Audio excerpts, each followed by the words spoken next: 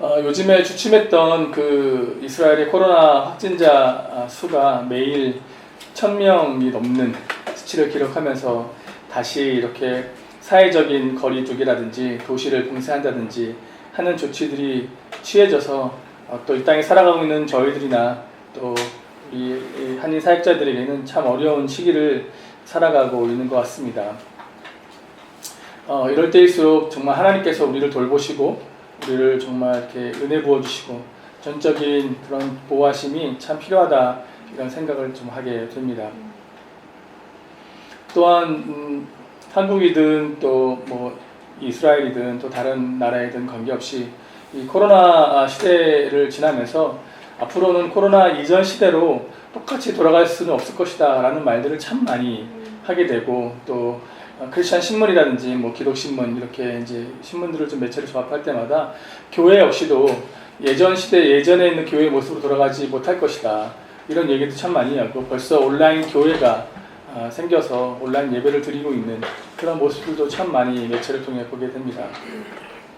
그 가운데 글을 읽으면서 이승구 교수님이 썼던 글이 참 인상이 깊이 남았는데요.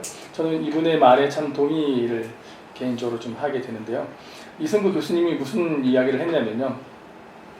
엄밀한 의미에서 코로나 19 이전 시대와 이후의 성경적 교회, 성경적 목회는 그 성격이 다를 수 없다 이렇게 얘기를 했습니다. 그러면서 우리는 항상 성경에서 가르친 대로 교회를 이해하고 또 성경에서 가르친 원리대로 목회를 해야 하기 때문이다 라는 그런 말을 했습니다.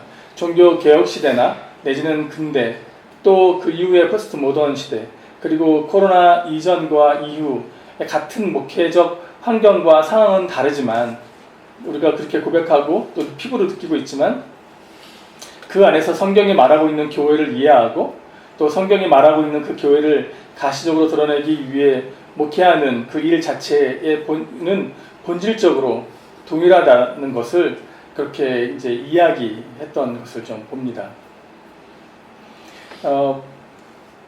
그렇습니다. 코로나 이후 시대의 교회가 아무리 이렇게 비대면으로 인해서 온라인 이렇게 한다 하더라도 성경이 우리에게 알려주고 있는 말하고 있는 교회는 결코 변할 수 없을 것이다 라고 생각을 하게 됩니다. 오늘 우리가 에베소서 3장 14절로 21절까지의 말씀 좀 읽었는데요. 우리가 읽은 이 본문은 사도 바울이 에베소 교회를 향해서 그리고 에베소 교회에 있는 성도 한 사람 한 사람을 향해서 생각하며 간절히 기도했던 내용이죠. 그런데 이 기도의 내용은 바울에게만이 아니라 사실은 세대를 거쳐서 참 많은 이 기도의 내용을 따라서 기도해왔고 교회가 그렇게 기도해왔고 또 많은 믿음의 신앙의 선배들이 이 기도에 따라서 참 많이 기도해왔던 것을 보게 됩니다. 저 역시도 초창기 이런 기도의 내용을 아주 자세하게 이해하지 못했을 때에는 그냥 성경 통독하거나 성경을 읽거나 이렇게 지나갔지만 교회를 이해하면 할수록 이 기도가 참 더 깊고 더 많이 이렇게 이제 매일매일 삶 속에서 고백되어져야 한다라는 것들을 좀 많이 생각하게 됩니다. 그렇기 때문에 이 기도의 내용을 따라서 우리가 한 번만 하고 마는 그런 기도가 아니라 실제로 이 사도 바울이 했던 그 기도가 우리의 삶의 기도의 내용이어야 하고 우리 교회 안에서 이 기도가 이루어져야 하고 또 바울을 통해서 가르쳐주고 있는 이 기도의 내용이 우리의 삶 가운데 또 우리 예루살렘 교회 가운데 그렇게 하는 것이 참 중요하다라고 생각을 하게 됩니다. 교회를 향한 바울의 간절한 기도는 우리 자신의 삶에서 뿐만 아니라 지금 현재 우리가 속한 예루살렘 교회, 예루살렘 교회를 위해서 기도하고 또 여러분이 지금 각자 삶의 처소에서 예배하지만 여러분을 보내준 교회가 있잖아요. 여러분을 위해서 기도하고 있고 여러분을 위해서 후원하고 있는 그 교회, 그 교회를 위해서 또 요즘 코로나로 인해서 한국의 교회가 얼마나 많은 어려움을 당하고 있습니까? 이게 장기화가 된다면 많은 교회들이 문을 닫을 것이다 라고 그렇게 얘기하는 위기감을 섞여 얘기하는 그런 이야기들을 참 많이 듣게 됩니다. 또 이 땅에 살아가고 있는 우리로서는 메시아닉 교회나 아랍 교회 그리고 각 나라 언어로 드려지는 그 모든 교회, 그 모든 교회가 정말 이 기도처럼 형제 자매들이 일어나고 교회가 일어나고 또 세워지는 것을 보면서 같이 그런 기대감을 가지고 기도하는 것이 중요하다, 이렇게 생각이 되어집니다. 바울이 저는 이 기도의 내용들을 좀 많이 읽으면서 바울이 에베소 교회 성도들, 교회를 향해서 기도할 때 이렇게 한 번만 기도했을까? 라는 생각이 들더라고요. 그냥 우리가 그 에베소서, 빌립보서, 이렇게 골로새서 이렇게 이제 서신을 읽는 것처럼 바울이 그 서신을 쓰고 그 교회를 향해서 기도했을 때 한 번만 기도했을까? 저는 그렇게 생각하지 않다고 생각해요. 왜냐하면 우리 교회를 보더라도 우리가 얼마 전에 사이 열기 기도를 오랫동안 해왔잖아요. 오랫동안 사이 열기를 기도하면서 예루살렘 교회를 향해서, 이스라엘 향해서, 한국 교회를 향해서 동일한 기도 제목을 가지고 참 오랜 시간 많이 기도했습니다. 저는 바울도 마찬가지라고 생각해요. 바울도 그 교회를 향해서 기도할 때 한 번만 그 교회를 향해서 기도한 게 아니라 수많은 우리가 정말 성경에 기록한 내용 말고도 더 많은 기도의 내용들이 있었고 더 많은 기도를 했을 것이라고 생각합니다. 그러나 그 중에 정말 가장 핵심이 된 그 내용을 아마 이 에베소서에 적어놓은 것이 아닌가, 이렇게 생각이 되고요. 그렇기 때문에 우리가 지금 읽었던 24절부터의 21절까지 이 본문의 이 기도의 내용은 사도 바울이 정말 에베소 교회를 향해서 간절히 기도한 내용 중에 가장 핵심 중에 핵심이라고 생각이 되어집니다. 이 기도가 에베소 교회만이 아니라 오늘 우리 교회에게도, 그리고 여러분이 속한 그 한국의 교회, 여러분이서 기도하는 그 교회, 아니면 이 땅에서 여러분이 섬기고 있는 그 외 또 다른 교회, 그 교회를 위해서 가장 간절한 그 기도가 아닌가, 이렇게 생각합니다. 14절과 15절의 말씀을 좀 보겠는데요. 이러므로 내가 하늘과 땅에 있는 각 족속에게 이름을 주신 아버지 앞에 무릎을 꿇고 비노니, 이렇게 기록하고 있습니다. 사도 바울은 누구 앞에서 기도하는지, 어떤 모습으로 기도하는지, 혹은 그가 그 기도의 태도가 실제로 무릎을 꿇었는지, 텍스트 안에서는 그냥 무릎을 꿇고 비노니라고 나와 있지만 이 컨텍스트 안에서는 정말 무릎을 꿇었던 행위가 있었는지 그거는 정확히 알지 못하지만 어쨌든 이 그 성경 안에서 사도 바울은 무릎을 꿇고 기도했다라고 그렇게 이야기하고 있습니다. 그만큼 간절하게 교회를 향해서 기도하고 있었구나라는 것을 우리가 느낄 수 있죠. 바울은 말하기를 내가 하늘의 아버지 앞에 무릎을 꿇고 비는다 이렇게 얘기했어요. 하늘에 있는 하나님, 더 나아가서 하늘에 있는 내 아버지, 우리 자녀들이 부모 앞에서 무릎을 꿇는다고 생각해 보세요.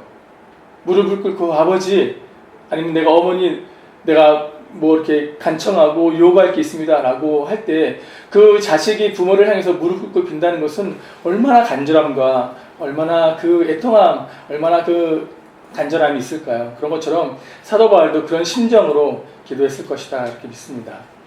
특별히 여기서 아버지를 말할 때 바울은 그냥 아버지가 아니라 하늘과 땅에 있는 각 족속에게 이름을 주신 아버지께라고 말하고 있습니다. 제가 그 대학 졸업하기 전까지는 한 번도 해외를 나간 적이 없었거든요. 대학 1학년부터 4학년 다니면서 늘 장애인 사역을 하다가 4학년 때 이제 4학년 한 10월 달쯤 선교 모집을 우리 교단에서 해가지고 단기 선교죠. 처음 해서 제가 이제 단기 선교를 신청을 친구랑 함께 한 적이 있어요.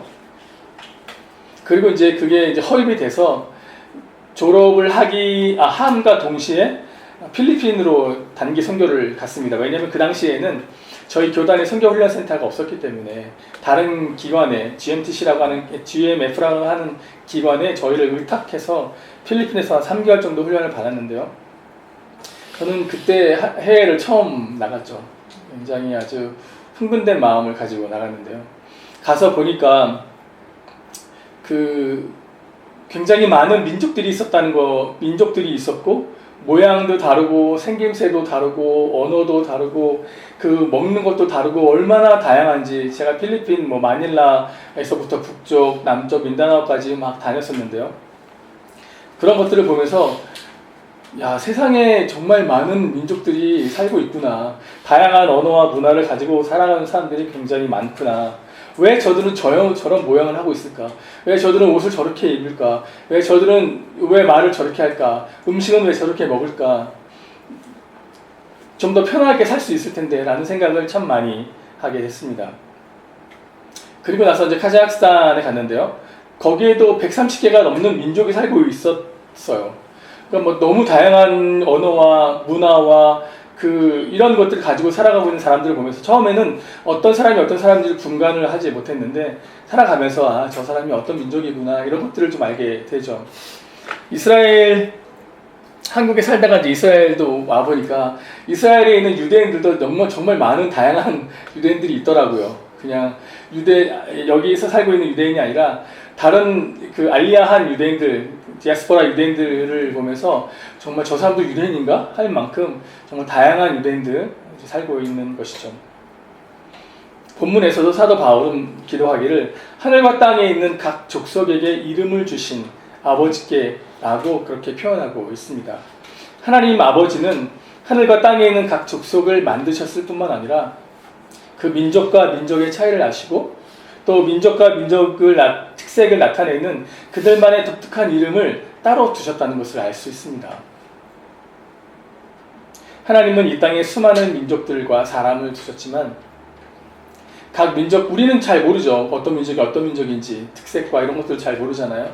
그러나 각 민족과 민족을 아시고 그 각 족속에 걸맞는 그들만의 독특한 특징을 나타내는 이름을 그들에게 따로 두셨다는 것을 알 수 있습니다. 그들이 언제 하나님께 나오는지, 우리가 이 땅을 품기 전에, 우리가 이 땅에 사는 민족들을 품기 전에 하나님께서는 이미 이곳에 사람을 주셨다는 것을 알 수 있습니다. 그리고 그들에게 걸맞고 합당한 이름을 주신 것이죠. 그 민족에게 이름을 주신 하나님, 그런 아버지이신데 그분을 하나님이라 말하지 않고 사도 바울은 아버지라고 그렇게 이야기하고 있는 것이죠. 하나님은 우리를 만드셨습니다. 그리고 우리에게 이름을 주셨죠. 한 사람 한 사람의 인격과 성품과 그 다음에 특성과 이런 모든 것들을 아시고 우리에게 맞는 그 이름을 주셨어요. 우리의 연약함과 우리의 부족함과 또 때로는 우리의 그 힘듦과 또 아픔과 우리의 필요, 이 모든 것들을 아시는 분이 바로 우리를 만드신 하나님 아버지라는 것이죠.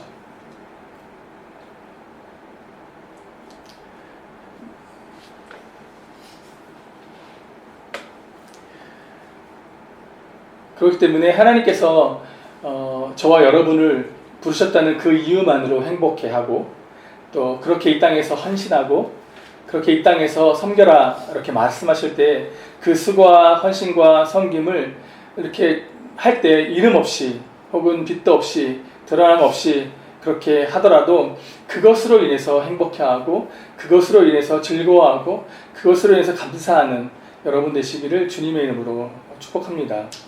또한 여러분들로 인해 한 영혼이 구원받아 여러분과 같은 그런 하나님을 사랑하고 하나님을 정말 경배하고 하나님을 예배하고 하나님을 따라가는 사람이 된다면 그것만큼 우리의 삶에 있어서 가장 큰 행복이 어디 있겠습니까?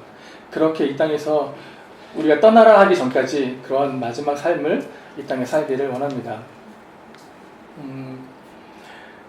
세상 사람들은 계속해서 우리에게 좀 헛소리하고 또 편하지 않는 그런 거짓말로 우리에게 계속 메시지를 던져주고 우리를 현혹하죠. 세상에 원치 않는 먼지들이 우리 삶 가운데 얼마나 다닥다닥 붙어있는지 알지 못합니다. 그러나 그런 헛소리에 우리의 마음과 우리의 어떤 믿음과 우리의 것들에 거기에 쏟지 마시고 오직 하나님께 소망을 두고 우리가 매일매일 살아가기를 원합니다.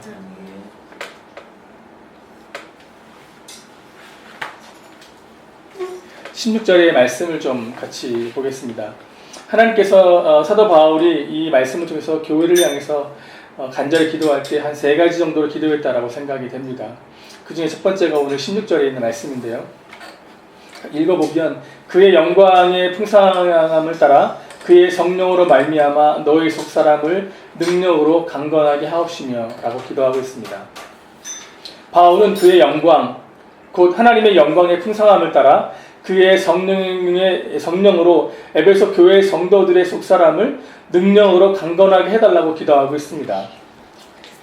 바울은 에베소 교회의 성도뿐만 아니라 우리를 향해서 이 땅의 형제들, 이 땅의 우리 형제 자매들을 향해서 기도하고 있습니다. 그것은 무엇보다도 속 사람이 강건하게 되기를 기도하고 있는 것입니다. 속 사람이란 무엇일까요? 우리가 너무 잘 아는 것처럼 우리가 예수 그리스도를 믿을 때 성령님께서 우리에게 오시고 내주하시고 또 오셔서 안에 계시고 또 예수님을 닮아가게 하시는 우리 속에 계시는 그 성령, 그것이 우리의 속 사람이다라고 생각이 됩니다. 그런데 바울은 형제들에게 말하면서 너희가 예수 그리스도를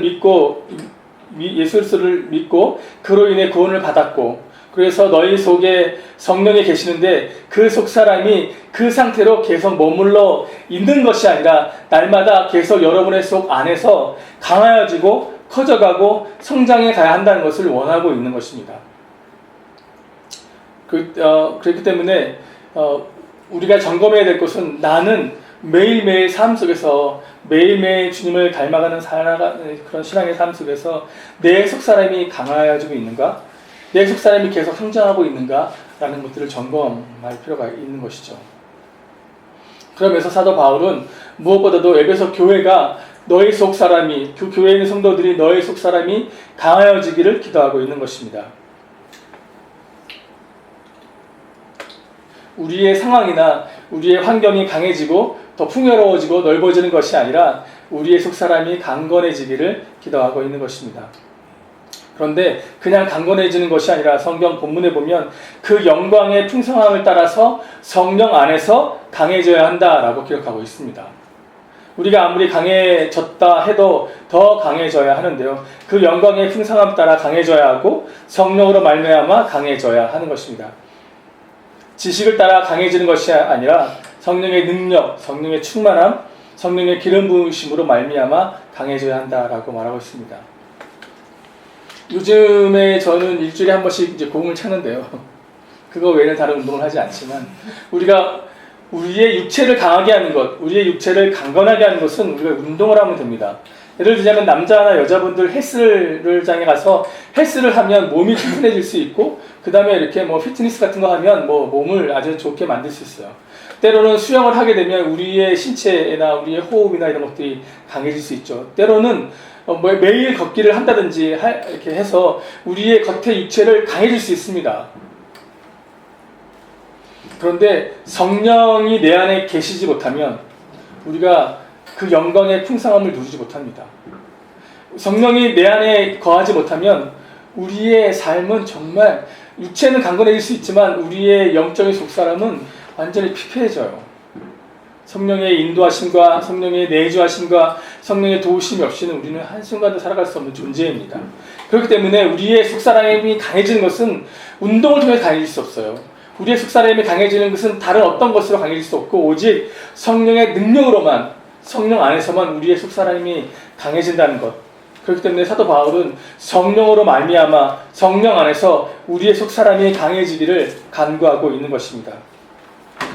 사랑하는 예루살렘 교회 성도 여러분, 우리의 속사람이 강해지는 것, 그리고 우리의 예루살렘 교회 성도들이 강해지는 것, 그것은 오직 성령의 능력밖에 없습니다. 때를 따라서 우리가 교회를 위해서 기도할 때 첫 번째 기도할 것은 하나님, 우리 교회가 성령의 능력으로 성령 안에서 강해지는 교회가 되게 해달라고 기도하기 원합니다. 그리고 우리 교회 속에 있는 사랑하는 한 성도, 한 가정이 다른 것보다도 성령으로 말미암아 그 영광의 풍성함에 따라서 우리의 속사람이 강해지기를 하나 성령으로 충만케 해달라고, 성령의 기름 부으심이 날마다 우리 가운데 넘쳐나게 해달라고 그렇게 교회를 향해서 기도하기를 간절히 축복합니다. 17절의 말씀을 보겠습니다. 17절의 말씀을 보면 믿음으로 말미암아 그리스도께서 너희 마음에 계시게 하시고 너희가 사랑 가운데서 뿌리가 박히고 터가 굳어져서 그렇게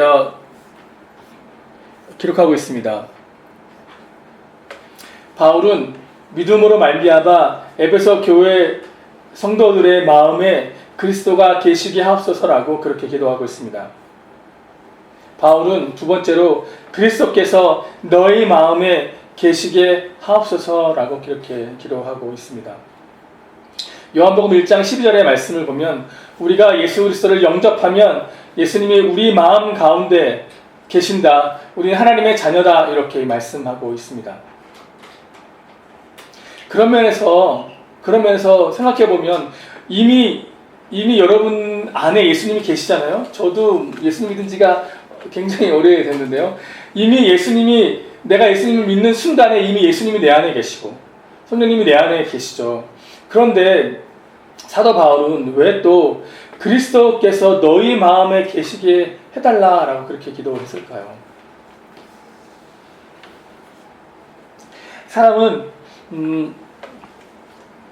몸을 위해서 음식을 섭취해야 합니다. 사람은 이 속에 위장을 가지고 있지만 위장 속에 넣어야 하는 것은 외부에 있어요. 외부에서 안으로 들어가야만 그 위장에 채워 넣을 수가 있는 것입니다. 사람은 코를 가지고 있지만 코에 넣는 공기, 냄새를 이렇게 우리가 하는 것은 다 외부로부터 오는 것이죠. 사람은 단지 담을 수 있는 그릇입니다. 이사야서 64장 7절에 보면 주님은 토기장이라 이렇게 이야기하고 있습니다. 그리고 디모데후서 2장 20절에도 우리는 그릇이다 라고 그렇게 비유하고 있습니다. 그 속에 담을 수 있는 것은 모두 다, 우리 속에 담을 수 있는 그것은 모두 다 외부에서 오는 것이죠. 즉 입에서 음식을 취해서 위장에 집어넣어야 하고 코로 산소를 취해서 폐에 집어넣어야 하고 눈으로 바깥 세상에 있는 것들을 정보를 받아들여서 우리의 머리로 받아들이게 되는 것이죠. 이와 같이 사람은 독립적인 존재가 아닙니다. 외부의 공급을 통해서 생명을 유지할 수밖에 없는 그런 존재인 것이죠. 때문에 사람은 무엇인가를 담을 수 있는, 담아야 하는 존재인다는 것을 우리가 알 수 있습니다. 그 중에서도 가장 중요한 영역이 있다면 그것은 우리 마음의 심령일 것입니다.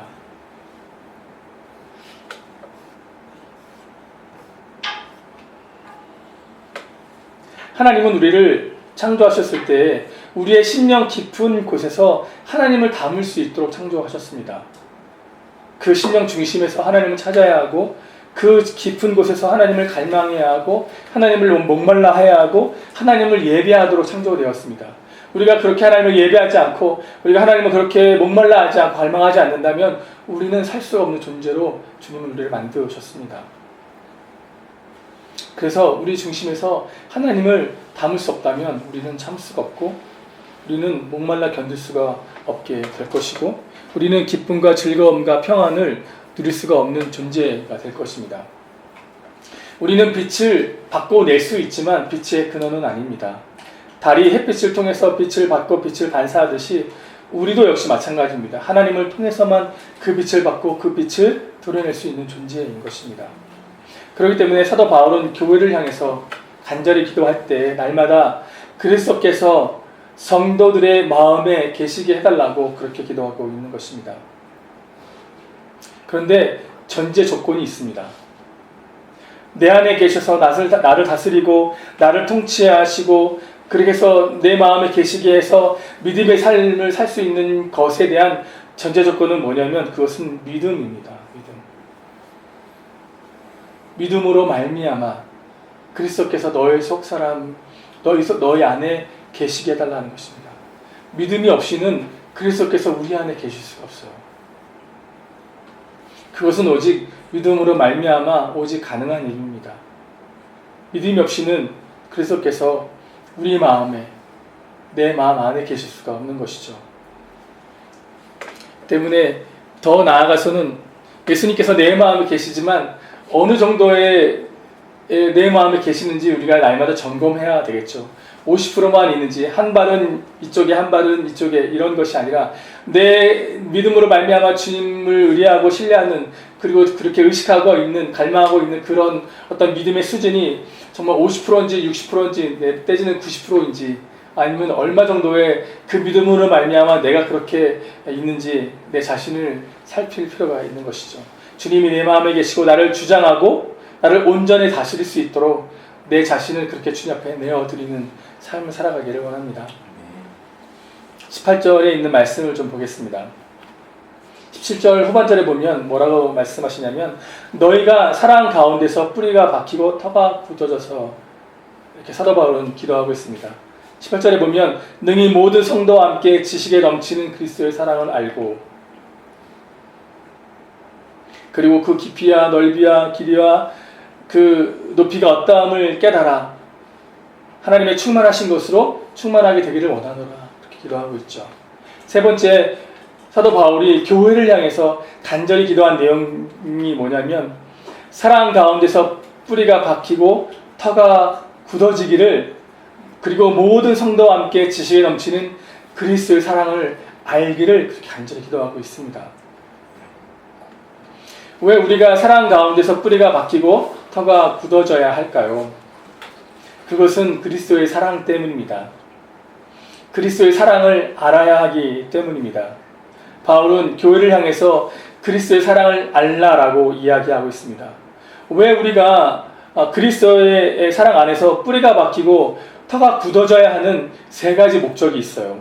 첫 번째 목적은 모든 성도와 함께 지식에 넘치는 그리스도의 사랑을 알기 위해서입니다.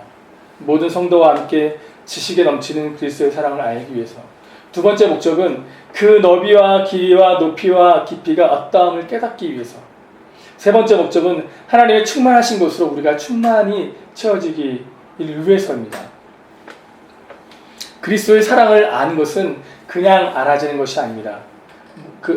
바울은 본문에서 모든 성도와 함께 지식에 넘치는 이라고 말하고 있습니다. 그리스도의 사랑을 아는 것은 생각해보면 나 혼자 알 수 있는 것은 아닌 것 같아요. 우리가 온라인 이제 코로나로 인해서 그 이후에 정말 비대면으로 할 수 있는 일들이 정말 많아질 것 같아요. 교회 안에서도 사회 전반적인 부분에서도 많은 영역에서 참으로 많은 변화가 가져오지 않을까라고 생각합니다. 아무리 온라인 예배가 정말 중요하고 또 온라인 예배가 그렇게 태동된다 하더라도 나 혼자 그리스도의 사랑을 알 수는 없습니다. 아무리 내가 혼자 예배하더라도 그 속에서 어떻게 그리스도의 사랑을 우리가 알 수 있을까요? 희생, 섬김, 배려, 아니 그걸 떠나서 상처 혹은 아픔, 슬픔, 사람을 만나면 교회 성도들과 교제하면 일어나는 일들이죠. 꼭 사랑하는 것만, 배려하는 것만, 섬기는 것만 일어나는 것이 아니라 얼마나 마음에 상처들이 있을까요? 얼마나 마음에 섭섭한 것들이 있을까요? 제가 알고 있는 아주 어떤 유명한 목사님이 예전에 한번 아주 오래전에 그런 그 설교 가운데 그런 말씀을 하신 적이 기억이 나는데요. 이렇게 어떤 본문 설교를 말씀을 쭉 하시면서 이제 사람들의 이제 상처나 이런 것들을 좀 이렇게 이야기하시면서 뭐라고 얘기하셨냐면, 교제 뭐 이렇게 얘기하시면서 교회 안에서 그 한 사람에게 들어오는 그 섭섭한 마음이 들어오는 것, 섭섭마귀가 들어오는 것은 하나님도 어찌할 수 없다라는 얘기를 하시더라고요. 우리 마음에 관계를 맺다가 마음에 섭섭함이 들어오잖아요. 그 관계를 풀기는 참 쉽지 않아요. 근데 교회 안에서는 그것이 다 일어날 수 있어요. 상처나 아픔이나 섭섭함이나 서운함이나 사랑이나 배려나 이런 모든 것들이 다 일어날 수 있어요. 그래서 성경은 뭐라고 얘기하냐면 성도 안에서 그리스도의 이 사랑을 발견할 수밖에 없어요. 성도 외에는, 관계 외에는 이런 것들을 발견할 수가 없는 것이죠. 그렇기 때문에 지식에 넘치는 그리스도의 사랑을 아는 것은 어디서 알게 되냐면 모든 성도와 함께예요.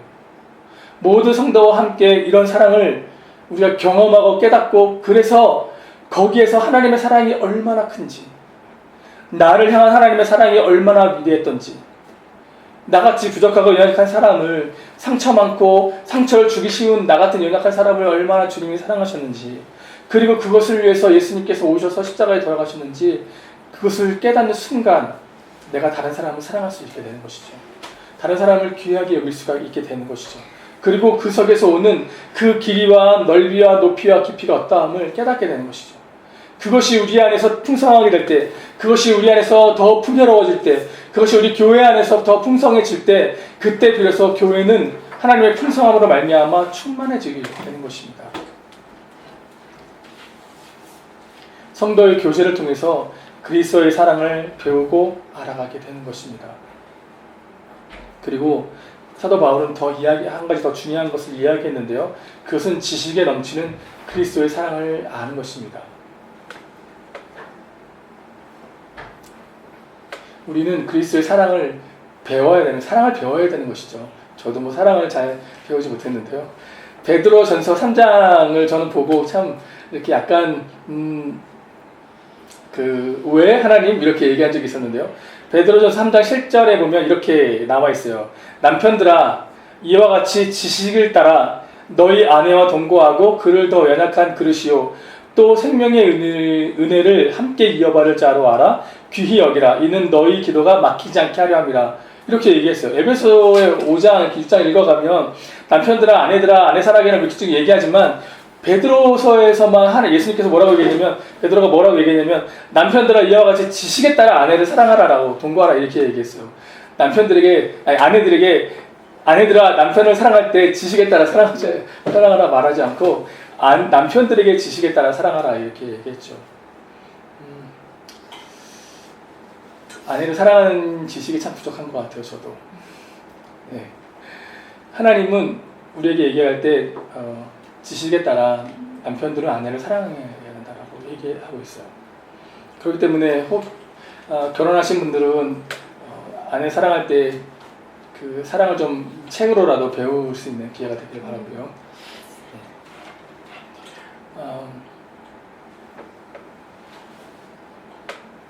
때문에 우리가 성도 간에서 그리스도의 사랑을 하는 것, 또 서로 관계를 하는 것, 이거 역시도 우리가 정말 주님의 사랑을 배우고 익히고 알아야 된다는 것은 굉장히 중요한 부분인 것 같습니다. 그렇게 된다면 정말 넓이와 길이와 깊이와 높이와 높이가 어떠한 것인지 우리가 알게 될 수 있을 것 같습니다.